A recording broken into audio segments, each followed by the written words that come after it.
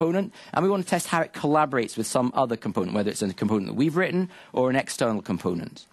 But his advice is that for every collaboration test that we write, there should be a contract test which exercises the same piece of functionality of that external component, but actually on the external component. So essentially we have matched pairs of test suites, one which tests our software that we're writing reliably and independently against our mocks, fakes, stubs, doubles, and another suite which exercises the same functionality against the real external component to make sure that our assumptions are valid.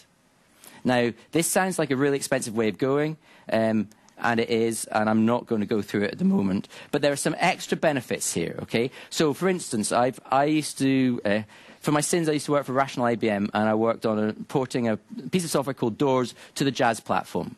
And that meant that we had to use the Jazz server. And the Jazz server was being developed by another Rational team in the US, and shall we say communication was somewhat difficult. And we would get shipped the versions of this Jazz server on a regular basis. And every time we took one in, our system stopped working.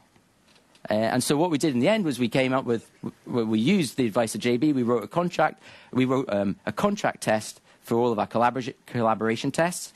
And then every time they shipped a new version, we would run our contract test against their server.